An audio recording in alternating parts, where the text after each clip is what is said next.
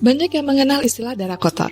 Darah tersebut mengandung zat sisa metabolisme dari jaringan dan organ dalam tubuh, serta tidak lagi mengandung oksigen. Darah kotor dipercaya menjadi penyebab dari berbagai penyakit. Apakah hal tersebut benar adanya?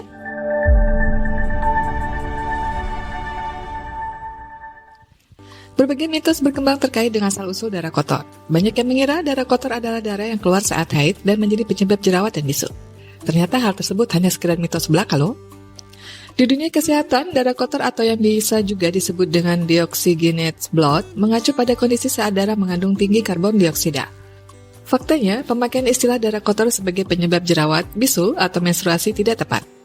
Beberapa orang mungkin menganggap menstruasi adalah darah yang berbeda karena warnanya cenderung gelap. Warnanya berubah menjadi gelap karena darah cukup lama di dalam rahim dan teroksidasi. Meski tampak menyeramkan, darah ini tidak berbahaya karena berasal dari luruhan dinding rahim yang tidak dibuahi. Masing-masing wanita mengalami perubahan warna darah di setiap siklus menstruasinya. Terkadang berwarna coklat, merah muda, merah tua, bahkan kehitaman. Selain menstruasi, darah kotor juga banyak dipercaya menjadi penyebab munculnya jerawat pada wajah. Padahal jerawat sendiri disebabkan oleh produksi minyak berlebihan, sehingga pori-pori kulit tersumbat. Sedangkan bisu, gangguan tersebut dipicu oleh infeksi bakteri Staphylococcus aureus di area kulit yang terkena. Tanpa darah, manusia tidak dapat bertahan hidup. Salah satu fungsi pentingnya adalah membawa oksigen dan nutrisi dari makanan untuk diedarkan ke seluruh tubuh. Jika tidak ada darah, seluruh jaringan dan organ di dalam tubuh tidak akan mampu menjalani fungsi normalnya. Jika hal tersebut terjadi, jaringan dan organ dalam tubuh akan mengalami kematian, yang berujung pada kehilangan nyawa. Berikut ini fakta menarik lainnya tentang darah manusia. Hampir 7% dari bobot tubuh keseluruhan terdiri dari darah. Darah yang berwarna merah ternyata terdiri dari cairan berwarna kuning yang disebut dengan plasma darah. Sebanyak 90% kandungan plasma darah terdiri dari air. Di dalam plasma darah terkandung hormon, glukosa, protein, gas, elektrolit, dan nutrisi.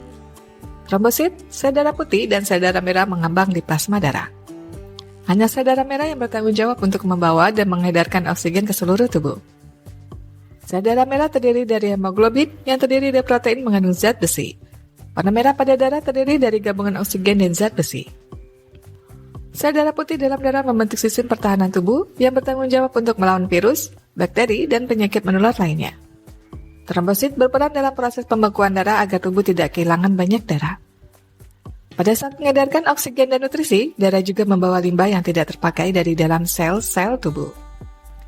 Untuk menjaga kelancaran sirkulasi darah, kamu harus menerapkan pola hidup sehat yang diimbangi dengan konsumsi makanan bergizi seimbang.